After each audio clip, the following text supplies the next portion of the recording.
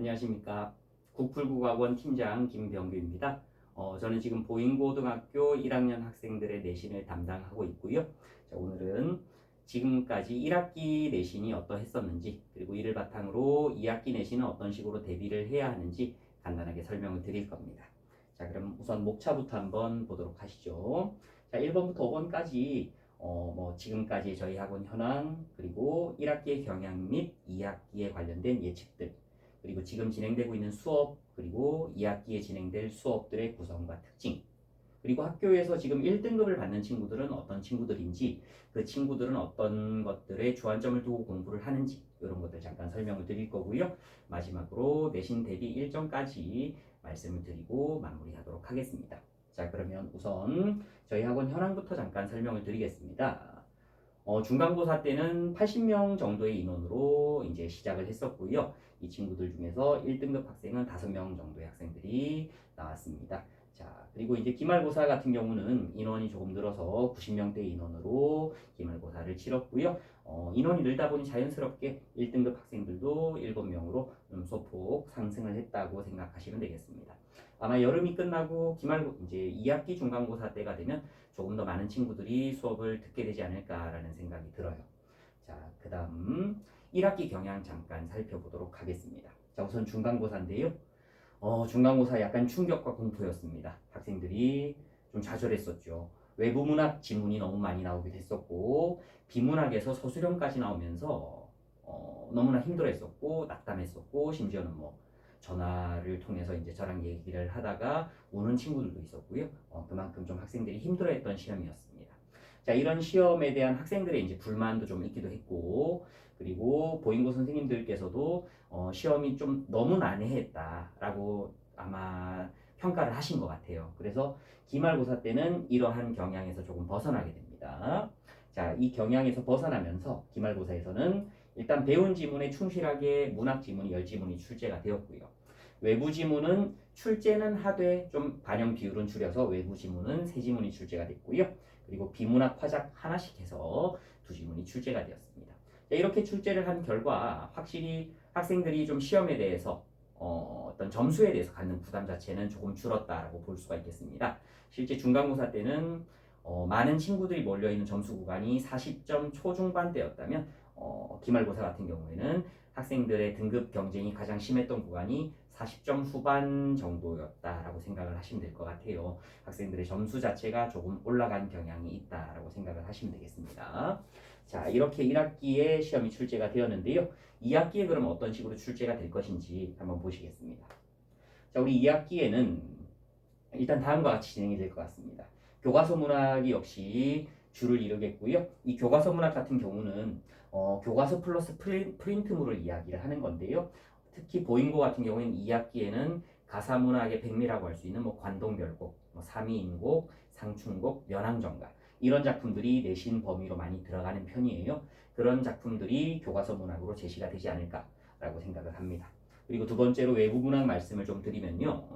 보인고는 외부 문학을 선정하실 때 아마 학교 선생님들이 2가지 기준으로 선정을 하시는 것 같습니다. 첫 번째는 학교에서 배운 교과서 문학과 일치율이 높은 작품, 주제적인 측면이나 전개 방식적인 측면에서 일치율이 높은 작품을 어느 정도 선택하는 경향이 있다. 이렇게 볼 수가 있겠고요.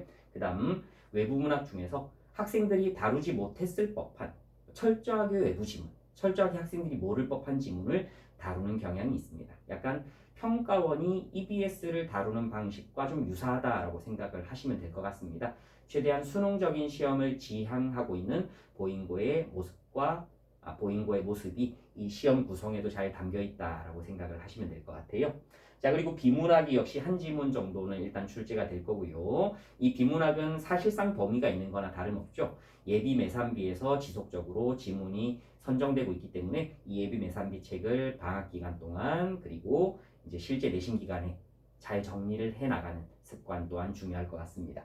자, 그리고 고전문법은 시험 범위에 들어가는 것으로 일단은 확정이 되었습니다. 학교 선생님들의 얘기에 의하면 고전문법은 자습서에 나오는 수준 정도로 공부를 해두면 문제를 풀 수 있게끔 구성을 하겠다. 이렇게 일단 말씀을 해두신 상태고요. 자, 그러다 보니까 저희 학원에서는 이런 것들을 잘 반영할 수 있도록 지금 여름 강좌가 진행되고 있는 상태입니다. 자, 그러면 2학기 예측을 어느 정도 해보았으니 이 내용들 제대로 알기 위해서는 어떻게 해야 될 것인지, 실제 내신은 어떻게 수업이 진행되는지 여기에 대해서 잠깐 말씀을 드리도록 하겠습니다. 자, 우선 정규 수업 말씀을 잠깐 드리면요. 자, 정규 수업은 3시간 동안 진행이 됩니다. 주 1회 진행이 되고요. 이 3시간 동안은 철저하게 학교 선생님이 각 반에서 알려준 내용들을 종합해서 그 내용들을 제대로 학생들에게 이해시키는 수업을 하고 있다. 이렇게 생각을 하시면 되겠고요. 그렇게 배운 내용들이 실제 학교 시험에서도 이렇게 출제가 되고 있습니다. 지금 이 옆에 나와 있는 이 부분은 학교 기말고사 서술형 답안인데요. 이 서술형 답안과 여기 필기되어 있는 내용을 보면 완벽하게 일치하고 있다는 걸 볼 수가 있을 겁니다. 이런 것들은 학교 수업을 얼마만큼 제대로 듣고 그리고 그런 내용들을 얼마만큼 학생들이 자기 걸로 익히고 있는지를 학교 선생님들이 평가를 하는 부분이죠. 그런 내용들에서 점수 감점이나 문제 틀리는 일이 없도록 수업 시간에 최대한 집중해서 학생들을 가르치고 있다. 이렇게 생각을 하시면 되겠습니다. 자, 그리고 넘어가서 테스트에 대해서 잠깐 설명을 드리겠습니다. 자, 제 테스트는 2가지로 구성이 되어 있는데요. 첫 번째는 내용 암기를 잘 하고 있는지에 대한 테스트입니다. 자, 이 테스트는 단순하죠. 제가 학생들에게 알려준 내용들, 그 내용들 속에 빈칸을 이런 식으로 뚫어두고 이 빈칸 내용을 학생들이 채워나갈 수 있는지를 보는 테스트가 되겠습니다. 학생들의 암기, 학생들의 성실성 이런 것들을 측정한다라고 생각하시면 되겠고요. 자, 그리고 2번째 테스트로는 이렇게 외부 지문에 학생들이 배운 내용들을 적용할 수 있는가라는 걸 보는 테스트를 진행을 하고 있습니다. 외부 지문 적응 훈련 파트라고 생각을 하시면 되겠고요. 간단하게 말씀드리면 제가 외부 지문은 크게 한 3군데 정도에서 활용을 하고 있습니다. 일단 숙제의 외부 지문이 제시가 되고요. 그리고 외부 지문만을 다루는 클리닉이 목요일 밤마다 진행이 되고 있고요. 그리고 이렇게 테스트에서도 외부 지문을 출제해서 처음 보는 지문들을 스스로 풀어나갈 수 있게끔 쭉 끌어나가고 있다. 이렇게 생각하시면 되겠습니다. 특히 이번 같은 경우에는 중간고사에서 학생들이 처음 보는 지문을 좀 이렇게 외부 지문으로 출제해봐야겠다라고 생각하고 이 아마존 수족관이라는 작품을 출제했는데 그게 마침 중간고사 때 그대로 시험의 외부 지문으로 학교 중간고사에 출제되는 바람에 학생들이 그나마 좀 풀기가 쉬웠다 이런 얘기를 하더라고요. 이렇게 계속해서 외부 지문을 많이 보여주고 많이 익히게끔 하다 보니까 이런 좀 가외의 결실 같은 것들이 좀 생기는 것도 볼 수가 있었습니다.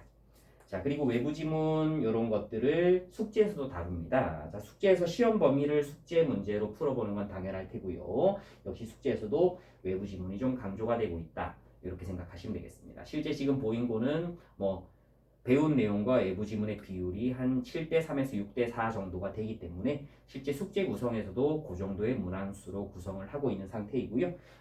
기말고사 같은 경우에는 264의 광야라는 작품이 기말고사에 출제가 되어서 그 광야와 주제적인 유사성이 있는 작품을 외부 지문으로 선택해서 숙제로 제공을 했었는데요. 그 작품이 마침 또 이렇게 기말고사에 출제가 되는 바람에 역시 좀 좋은 효과를 좀 얻고 학생들 점수에도 좀 도움이 많이 되었다라고 지금 볼 수가 있을 것 같습니다. 자, 숙제 이런 식으로 구성이 되고요. 그리고 외부 지문 클리닉이 또 따로 진행이 되고 있습니다. 기본적인 이제 수업 내용들 그리고 진도 내용에 관련된 것들은 학생들이 잘 따라오고 있는 상태이기 때문에 외부 지문을 따로 좀 시간을 내 가지고 진행을 하고 있는데요. 보인고 학생들 같은 경우는 평일 저녁 시간을 이용해서 클리닉을 하기가 좀 어렵죠. 학교에 붙잡혀 있기도 하고 또 학교에서 빠져나오는 날은 다른 수업들이 보통 이렇게 깔려 있기 때문에 학생들이 좀 클리닉을 제 시간에 와서 받기가 힘들더라고요. 자, 그래서 이런 식으로 외부 지문 클리닉을 진행하는데 밤에 좀 진행을 합니다. 줌을 통해서 진행이 되고요. 줌에 학생들 모여가지고 제가 선정한 외부 지문들을 같이 읽어 나가는 시간을 갖는다라고 생각을 하시면 될 것 같습니다. 자, 이렇게 외부 지문 클리닉이 있고요. 그리고 미리 보는 중간 기말고사라고 하는 것이 있습니다. 자, 이거 같은 경우는 학교 시험과 최대한 유사하게 구성을 해서 배점, 객관식과 서술형 문항수, 그리고 학교 선생님들이 외부 지문을 낼 때 어떤 걸 낼 것인지, 서술형 출제를 한다면 어떤 식으로 출제할 것인지 이런 것들을 제 나름으로 분석을 해서 학생들에게 보여주고 실제 이제 점수도 채점해서 등수까지도 알려주는 시험인데요. 자, 이 시험을 통해서 학생들을 좀 단련을 시키고 있다라고 생각을 하시면 되겠습니다. 최대한 학교 문제와 가깝게 학교에서 알려주는 방향성과 가깝게 구성을 하다 보니까 이런 식으로 동일한 문제가 출제되는 그런 뭐 좀 이렇게 운이 좋은 경우 그런 경우들도 좀 생기더라고요. 자, 이렇게 시험을 치러보고 있다라고 생각하시면 되겠고요. 자, 마지막으로 이제 손필기 교재입니다. 자, 손필기 교재 같은 경우는 보인고는 조금 특징적인 게 일반적인 다른 학교들 같은 경우는 A라는 작품에서 손필기를 한 내용이 A라는 역시 작품에 적용이 돼서 시험 문제가 출제가 되는데요. 모의고는 좀 그렇지가 않고요. 이번 시험에 보면 예를 들어서 기말고사 때 겨울 들판을 거닐며라는 작품이 들어갔었습니다. 이 작품에 관련된 손필기에 이런 내용들이 들어가 있었어요. 지향하다, 뭐 지향하다 이런 것들이 들어가 있었는데 이게 실제 시험에서는 이 겨울 들판을 거닐며라는 작품이 아니라 공가라는 작품의 선택지로 이렇게 구성이 되어 있었습니다. 조금 특징적인 부분이다라고 볼 수 있고요. 보잉고 쌤들의 철학이 좀 담겨 있는 부분이다라고도 볼 수 있는데요. 한 작품을 배웠을 때 그 작품과 관련된 내용만으로 뭔가 끝나버리는 게 아니라 이 작품에서 배운 개념들을 다른 작품들에 다양하게 적용시키는 것. 이게 사실 학교 선생님들이 최고로 원하는 모습이겠죠. 그 모습들이 이렇게 시험 속에 구현이 된다라는 것.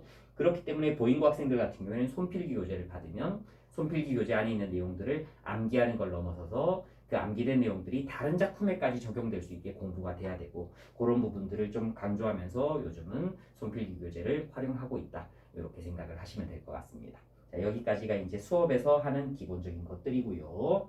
이제 등급에 대해서 잠깐 말씀을 드리겠습니다. 자, 이번 시험 제가 중간 기말 2번의 시험을 학생들과 치러보면서 느꼈던 것들을 몇 가지 정리를 해드리면요. 자, 아래 세 가지 부분.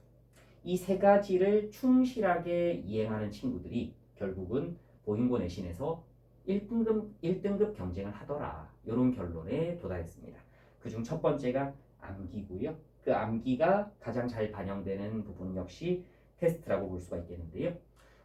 평균적으로 뭐 테스트 문제가 한 70문제 정도 이렇게 나온다고 치면 1등급을 받은 학생들 그리고 수능 성적이 조금 딸리지만 내신에서 좋은 점수를 받은 친구들 이런 친구들은 공통적으로 한 70문항 정도 중에서 평균 한 65에서 68문항 정도를 득점을 하는 모습을 볼 수가 있었습니다. 그렇게 매주 배운 내용을 매주 다 자기 걸로 만들고 넘어가는 친구들이 일단 1등급 경쟁이 가능하다라는 생각이 들어요. 자, 그리고 두 번째 암기 내용을 적용하는 숙제풀이라고 볼 수가 있겠는데요. 일반적인 학생들이 공부를 할 때 보통 숙제를 풀면 공부를 했다라고 생각을 많이 하는데 지금 보잉고 시험 같은 경우에는 숙제를 풀었다라는 것보다는 내가 무언가를 많이 이해하고 암기하고 그것을 숙제로 확인을 해봤더니 점수가 늘었다. 이런 식으로 좀 생각을 하는 게 맞을 것 같습니다. 숙제라는 건 공부의 수준이 아닌 내가 공부한 것에 대한 확인의 수단입니다. 이런 느낌으로 숙제에 접근하는 친구들이 확실히 등급이 좋았다라고 생각하실 수 있을 것 같아요. 그리고 마지막으로 클리닉 참여에 대해서 좀 말씀을 드리고 싶은데요. 이 클리닉이라고 하는 건 전반적으로 논리력을 좀 키우는 시간입니다. 보잉고는 워낙 외부 지문이 많다 보니 이 클리닉에 잘 참석해서 그 내용들을 하나하나 자기 걸로 만들어 나가면 그 클리닉 속에 나온 외부 지문이 실제 시험에 나오지 않더라도 어느새 논리력이 향상이 되어서 외부 지문 풀이나 이런 부분에서 조금 더 득을 볼 수 있는 모습 이런 것들이 좀 나타나는 것을 볼 수가 있었습니다. 그래서 이 세 가지를 매주 자기 걸로 만드는 친구들 이런 친구들이 1등급을 사실 받더라 라는 결론을 제가 내릴 수 있었어요. 그래서 이번 내신의 목표는 이 세 가지를 소홀히 하는 친구들이 없게끔 만드는 것 그것이 이제 제 목표라고 생각을 하시면 될 것 같습니다. 자, 여기까지 등급 기준에 대해서 한번 말씀을 드렸고요. 자, 그 다음 내신 대비 일정 말씀드리고 마무리하겠습니다. 자, 저희 개강일은 일단 9월 1일로 잡혀 있습니다. 8월 20일경 22일인가 그때 이제 보잉고가 개학을 하죠. 그러다 보니까 일단 9월 1일로 잡혀 있는 상태고요. 뭐 시간 날짜에 대한 변동은 혹시나 있을 수도 있으니 만약에 변동이 있다면 또 각 가정으로 제가 연락을 드리게 될 겁니다. 자, 개설반은 5반이고요. 금 7부터 해가지고 1, 7까지 이렇게 나와 있습니다. 금요일 7시는 저녁이고요. 토요일 10시 아침이고요. 토요일 7시 저녁이고요. 일요일 10시 아침이고요. 일요일 7시는 저녁 수업입니다. 자, 이렇게 깔려 있는데 학생들이 아무래도 금요일 7시, 토요일 10시, 일요일 10시 이렇게 세 타임을 조금 선호를 하는 편이어서 이 세 타임 같은 경우는 거의 이제 개설 안내가 나가면 뭐 수시간 내로 이제 마감이 되는 편이고 지금도 사실 거의 마감인 상태라고 보실 수가 있을 것 같습니다. 좀 저 시간대는 경쟁이 좀 치열한 시간대라고 생각하시면 되겠고요. 토요일 7시와 일요일 7시는 상대적으로 조금 인원이 그래도 좀 자리에 여유가 있는 시간대라고 생각을 하시면 될 것 같습니다. 자, 그리고 수업 기간은 내신 대비가 총 6주간 진행이 될 거고요. 총정리 수업을 2주 동안 진행을 할 예정입니다. 자, 이렇게 지금 구성이 되어 있는 상태입니다. 여기까지 저희가 준비한 얘기는 마무리를 하도록 하겠습니다. 지금 이 영상을 이제 보시는 분들 중에는 저에게 이미 이제 학생들을 보내주고 계신 분들도 계실 것 같고요. 이번에 한번 보내볼까라는 생각으로 영상을 보시는 분들도 계실 것 같습니다. 지금까지 일단 저를 믿고 보내주신 분들에게 많은 감사를 드리고요. 그리고 앞으로 또 좋은 인연으로 만나게 될 분들도 계실 것 같습니다. 파이팅해서 열심히 수업하도록 하겠습니다. 자, 긴 얘기 들어주셔서 너무나 감사드리겠습니다. 감사합니다.